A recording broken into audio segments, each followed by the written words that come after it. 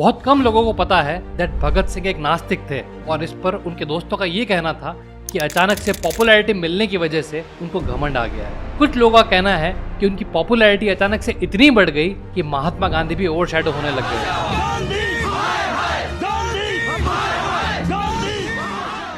भगत सिंह, सुखदेव, राजगुरु, आप चाहते तो उन्हें बचा सकते थे। He was a national hero at that time। Bhagat Singh के दोस्तों की ये भी कंप्लेंट थी कि वो अपने ओपिनियंस दूसरों पर थोपते थे। यहाँ पर सबको अपने ओपिनियन रखने का हक है। वो एक हार्डकोर नास्तिक थे और उन्होंने शहीद होने से पहले एक डिटेल्ड लेटर लिखा था ये बताने के लिए कि उनकी ऐसी सोच क्यों है। विद टाइम भगत सिंह को ये भी समझ आ गया कि उनके रेवोल्यूशन को आग नॉलेज दे सकता है, सिर्फ वायलेंस से कुछ खास नहीं हो पाएगा। और यही वो पॉइंट था जब उन्होंने पढ़ना शुरू किया और उनकी सोच और पर्सनैलिटी में पूरी तरीके से बदलाव आ गया। दोस्तों, ये वीडियो बड़ा कंट्रोवर्शियल होने वाला है, इसीलिए ये कहना ज़रूरी है कि दैट इस वीडियो में मैं जो भी कह रहा हूँ ये विचार मेरे नहीं है, ये भगत सिंह के हैं। भगत सिंह कि अगर भगत सिंह जी के His name भगत सिंह। वीर भगत सिंह। आज के दिन हम में से हर कोई भगत सिंह के बारे में जानता है। कुछ ही महीनों में भगत सिंह को फांसी लगने वाली थी, तब उन्होंने ये लेटर लिखा that why I am N atheist, मैं नास्तिक क्यों हूँ। माइंड इट, ये लेटर 23 साल के लड़के ने लिखा था and I am sure that ये आपको एक रेवोल्यूशनरी माइंडसेट कैसे काम करता है उसके कुछ इनसाइट्स देगा। खून बहाना कोई बड़ी बात नहीं है बिस्मिल साहब, चाहे वो अपना हो या सामने वाले का। 1930 में ये लेटर लाहौर सेंट्रल जेल में लिखा गया था उन रिलीजियस लोगों को जवाब देने के लिए जिनका ओपिनियन था कि this is just arrogance, nothing else. जब मौत करीब आएगी तब भगवान को अपने आप याद करने लगेगा। मैं इस लेटर की कुछ इंसाइट्स देता हूं आपको कि कैसे ही made his point clear. Bhagat Singh लिखते हैं दैट लोगों का ये जानना बहुत जरूरी है कि मेरा नास्तिक होना मेरा घमंड नहीं है, बल्कि इस सब्जेक्ट पर डीप स्टडी की है मैंने, जिसकी मदद से मैं नास्तिक बना हूँ। उनका कहना है दैट मुझे ये बिल्कुल समझ नहीं आता कि घमंड की वजह से कभी कोई भगवान में कैसे विश्वास छोड़ सकता है। मैं ये जानता हूँ कि मुझे बहुत कम टाइम में बहुत ज़्यादा पॉपुलैरिटी मिली है एंड इवन दो मैं इसको डिजर्व नहीं करता और ना मुझ में उतनी क्वालिटीज़ भी है, यहाँ तक समझ आता है। पर ऐसा कैसे हो सकता है कि एरोगेंस की वजह से कोई भगवान में विश्वास छोड़ सकता है। दो ही चीज़ें हो सकती है यहाँ, पहली कि इंसान घमंड में भगवान से कंपटीशन करने लगे और या फिर खुद को ही भगवान मानने लगे। दोनों ही पहलुओं में वो नास्तिक नहीं बन सकता और मैं दोनों ही कैटेगरी से बिलोंग नहीं करता। उनका कहना था कि मुझे पॉपुलैरिटी दिल्ली बॉम्ब और लाहौर कॉन्स्पिरेसी केस से मिली है, लेकिन इन इवेंट्स के बहुत पहले से ही मैं नास्तिक था। नॉन कोऑपरेशन के दिनों में मैंने नेशनल कॉलेज ज्वाइन किया और उसी टाइम मैंने सोचना और क्रिटिसाइज करना शुरू किया था हमारे धर्म की प्रॉब्लम्स को और तो और भगवान को भी, लेकिन तब भी मैं कहीं ना कहीं भगवान को मानता था। उसके बाद मैंने रेवोल्यूशनरी पार्टी ज्वाइन की। जो पहले लीडर वहाँ मिले उनका कहना था कि जब मन करे तब भगवान की प्रार्थना कर लो, उससे ज़्यादा कुछ भी नहीं। ये भी वैसे अथीज़म नहीं था बट करेज थी। वो कहना चाह रहे थे कि अथीज़म फॉरेन कॉन्सेप्ट था रेवोल्यूशनरी पार्टी में भी। जब काकोरी कांड में क्रांतिकारी शहीद हुए तो उनमें पहले राम प्रसाद बिस्मिल जो एक आर्य समाजी थे, उन्होंने अपने आखिरी दिन भगवान को याद किया। राजेंद्र लहिरी ने भी आखिरी वक्त में गीता और उपनिषद के पाठ किए। बस उनमें एक ऐसा क्रांतिकारी था जिसने भगवान की कभी पूजा नहीं की। उसका कहना था कि फिलॉसफी की बातें सिर्फ वीक इंसान करते हैं, लेकिन उन्होंने भी भगवान के एग्जिस्टेंस पर कभी सवाल खड़े नहीं किए। लेकिन भगत सिंह की लाइफ का सबसे बड़ा टर्निंग पॉइंट आया जब एज अ लीडर उनके कंधों पर जिम्मेदारी आई क्रांति को आगे ले जाने की, और तब उन्होंने रियलाइज किया कि पढ़ना समय की मांग है और इसी से उनका डेवलपमेंट होगा, क्योंकि रेवोल्यूशन को आग नॉलेज दे सकता है, वो काम वायलेंस से कभी नहीं हो पाएगा। वक्त हो गया है। 2 मिनट जेलर साहब, लेनिन के बारे में पढ़ रहा हूँ। एक क्रांतिकारी दूसरे क्रांतिकारी से मिल रहा है। और यही वो पॉइंट था जब उनकी पर्सनालिटी में ट्रांसफॉर्मेशन आया। तब भगत सिंह ने पढ़ना शुरू किया और तभी उनके पुराने फेथ में काफी बदलाव आए। वायलेंट मेथड्स जो उनके सीनियर का यूएसपी था, उसकी जगह अब सीरियस आइडियाज आने लगे। कुछ खत्म नहीं हुआ पंडित जी। शरीर कैद किया जा सकता है, विचार नहीं। हमारी पार्टी का मकसद है इनकलाब, और हम उस इनकलाब को आवाम तक ले जाएंगे। अगर तुम लोग इस तरह आपस में लड़ते रहोगे तो अंग्रेजों से कैसे लड़ोगे? चलो गले मिलो। अंधविश्वास बातों की जगह रियलिज्म ने ली। उनके तौर तरीकों में काफी बदलाव आया। अब वायलेंस और फोर्स सिर्फ तभी काम में लिया जाने लगा जब उसके अलावा कोई सोल्यूशन नहीं बचता। तब उन्हें पढ़ने का बहुत टाइम मिला और वर्ल्ड रेवोल्यूशनरीज को पढ़ा। भगत सिंह ने बकुनिन एनार्किस्ट लीडर को पढ़ा, मार्क्स फादर ऑफ कम्युनिज्म को पढ़ा, लेनिन, ट्रॉट्सी और भी वर्ल्ड रेवोल्यूशनरीज जिन्होंने बड़े बड़े रेवोल्यूशंस को सफल बनाया था अपने देशों में, उन्हें पढ़ा। ये सभी लोग नास्तिक थे, कोई भी भगवान में विश्वास नहीं रखता था। इस लेटर में भगत सिंह ने लिखा कि 1926 के एंड तक मैं कन्विंस हो गया कि भगवान नाम की चीज कभी एग्जिस्ट ही नहीं करी इस दुनिया में। भगत सिंह ने लिखा दैट 1927 में मेरी इस नई विचारधारा का टेस्ट हुआ जब लाहौर में मुझे अरेस्ट कर लिया गया और पुलिस ने बोला कि अगर वो रेवोल्यूशनरी पार्टी की एक्टिविटीज के बारे में अगर उन्हें डिटेल्स दे दे तो उन्हें छोड़ दिया जाएगा। इस पर मैं बहुत हंसा। मुझे काकोरी कांड और दशहरा बॉम्ब ब्लास्ट 1926 की कॉन्स्पिरेसी में फंसाने के उनके पास एविडेंस भी मौजूद है, ऐसा बोला गया। कुछ पुलिस ऑफिसर्स ने आकर मुझे बोला कि अब तुम्हारा कुछ नहीं हो सकता, तुम दोपहर में अपने भगवान को याद करो और उनकी प्रार्थना करो। क्योंकि अब मैं एक नास्तिक था और ये एक स्ट्रेसफुल सिचुएशन थी, तो ये पहली बार मेरा टेस्ट था कि मैं नास्तिक सिर्फ गुड टाइम्स का ही हूँ या फिर कितना भी दुख दर्द आ जाए तब भी मेरा स्टैंड क्लियर होगा। जब ज्यादातर लोग टूट जाते हैं और अपने भगवान को याद करने लगते हैं, लेकिन मैं तब भी एक नास्तिक ही रहा। उनका इस लेटर में कहना था कि ना तो मुझे मौत का खौफ है और ना ही रब का यकीन। भगवान में आस्था और बिलीफ लोगों की मुश्किल समय को फेस करने में काफी मदद करता है और ये विश्वास एक सपोर्ट सिस्टम की तरह काम करता है कि पता है कोई तो पावर है मेरे पीछे मेरा ध्यान रखने के लिए। लेकिन being an atheist it is not easy to face difficult times. मुश्किल टाइम्स में घमंड गायब हो जाता है पर इंसान की स्ट्रेंथ रह जाती है। अभी की सिचुएशन यही है।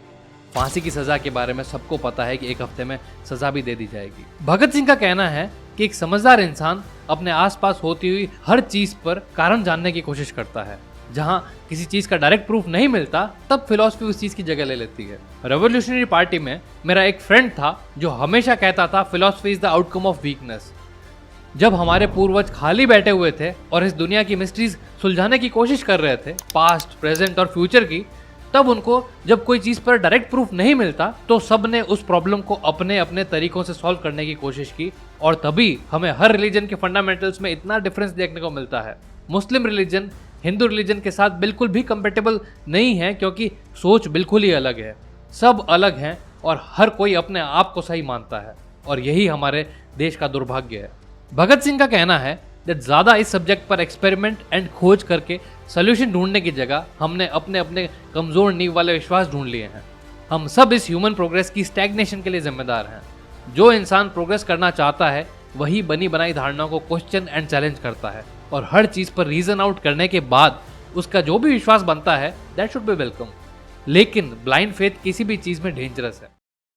उनका कहना है कि वो हमारे विचारों से सहमत नहीं है। अरे इसलिए तो ये मीटिंग बुलाई है कि सब साथ साथ बैठकर एक दूसरे के विचार और तरीके समझ लें। ये हमारे दिमाग को डल बनाता है।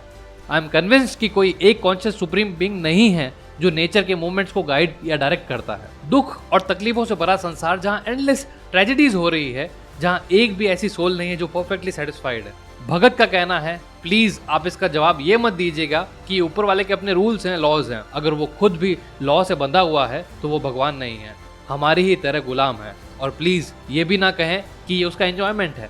अगर ऐसा ही है तो उसमें और नीरो में कोई फर्क नहीं है जिसने रोम को जला डाला था, लोगों को मारा सिर्फ अपने एंजॉयमेंट के लिए। ऐसे ही एक चंगेज खान था जिसने हजारों लोगों की बलि चढ़ाई सिर्फ अपने मजे के लिए। उसका नाम तक लोग आज लेना पसंद नहीं करते। तो आप कैसे जस्टिफाई करोगे भगवान के एक्शंस को जो आज भी बहुत सारी ट्रेजेडीज करवा रहा है, हर दिन, हर घंटे, हर मिनट। मैं फिर कहता हूँ भगवान ने वर्ल्ड बनाया ही क्यों? एक वास्तविक नर्क जहाँ लगातार हर दिन लोगों की लाइफ में ट्रेजेडीज हो रही है। उसने इंसान को बनाया ही क्यों जब उसके पास पावर थी एंड ऑप्शन भी था उसे ना बनाने का? क्या जस्टिफिकेशन है इस चीज का? अपने मजे के लिए? जो गलतियां करे उन्हें पाप देने के लिए? क्या भगवान ने ये सब देखने के लिए बनाया है इंसान को? फिर तो एम्परर नीरो और भगवान में क्या ही फर्क रह गया। भगत का कहना है कि अब मुसलमान एंड क्रिश्चियंस इस पर अपना नया आर्गुमेंट देंगे। क्रिश्चियंस और मुसलमान तो पुराने जन्म और रीबर्थ को भी नहीं मानते जैसे हिंदूज का आर्गुमेंट है। ये लोग ये आर्गुमेंट नहीं दे सकते कि इनोसेंट लोग सफर करते हैं अपने पुराने जन्म की गलतियों के लिए। ऊपर वाला सारा हिसाब रखता है। इन दोनों रिलीजन से भगत सिंह का ये सवाल है कि क्यों भगवान ने इतनी मेहनत करके 6 दिन तक इस सृष्टि को बनाया और हर दिन एक ही बात कहता गया, ऑल इज वेल। बुलाओ उस भगवान को, आज उसे हिस्ट्री दिखाओ, आज की स्थिति से अवगत कराओ। लोग स्लम्स में लाखों की तादाद में भूख से मर रहे हैं मैं भी देखता हूँ कौन कहता है ऑल इज वेल। अमीर लोग गरीब लेबर को एक्सप्लॉइट कर रहे हैं, कैपिटलिस्ट खून चूस रहे हैं लोगों का। कोई भी इंसान जो कॉमन सेंस रखता है वो कांप उठेगा इस दहशत को देखकर। बड़े बड़े राजाओं के महल की नींव भरी है लाशों से, क्या ये सब देखकर ऊपर वाला ऑल इज वेल कह सकता है? भगत सिंह कहते हैं चलो अब बात करते हैं हिंदू रिलीजन की। आपका कहना है कि आज जो लोग भी सफर कर रहे हैं ये पिछले जन्म के पापी रह चुके हैं, और इस हिसाब से जो लोग प्रेजेंट में पावरफुल हैं और अत्याचार कर रहे हैं बाकी लोगों पर, उन्होंने पिछले जन्म में बहुत पुण्य किए हैं, इसीलिए पावर एंजॉय कर रहे हैं। इस आर्ग्यूमेंट पर भगत सिंह काउंटर करते हैं ये कहते हुए कि फेमस ज्यूरिस्ट का कहना है कि क्राइम एंड पनिशमेंट 3 तरीकों से ही दिया जा सकता है। रेट्रिब्यूटिव थ्योरी मतलब एन आई फॉर एन आई, किसी ने आंख फोड़ दी तो उसकी वापस आंख फोड़ दी जाए। रेप हुआ है तो उसका पीनस काट दिया जाए। चोरी की है तो उन हाथों को काट दिया जाए। ये डार्क एजेस के पनिशमेंट्स हैं और ये कुछ अरब कंट्रीज आज भी प्रैक्टिस कर रही है। इस थ्योरी को एडवांस थिंकर्स ने बहुत क्रिटिसाइज किया है। Second, deterrent theory. Deterrent theory में डर पैदा किया जाता है ताकि वापस ऐसा ना हो। Third, reformative theory. Advance societies में रिफॉर्मेटिव थ्योरी की प्रैक्टिस की जाती है क्योंकि ह्यूमन प्रोग्रेस एंड डेवलपमेंट के लिए ये बेस्ट मानी जाती है। जहां ऑफेंडर पश्चाताप करे, उसका सुधार हो और उसे मेन स्ट्रीम में वापस लाया जाए सोसाइटी की। लेकिन भगत सिंह का कहना है कि भगवान किस तरह के पनिशमेंट दे रहा है इंसान को। आपका कहना है कि वो अगले जन्म में आपको कुत्ता, बिल्ली या कोई जानवर के रूप में पैदा कर देगा। इसमें रिफॉर्मेशन कहाँ हुआ? इंसान गलतियों का पुतला है लेकिन उसे सुधरने का मौका भी नहीं दे रहा भगवान, अगर ऐसा कर रहा है तो। इस तरह के पनिशमेंट्स के लिए साइकोलॉजिस्ट का कहना है कि क्रिमिनल और ज्यादा क्राइम करने लगते हैं रिपीटेड ऑफेंडर बनके। क्या भगवान ने कभी ऐसा नहीं सोचा?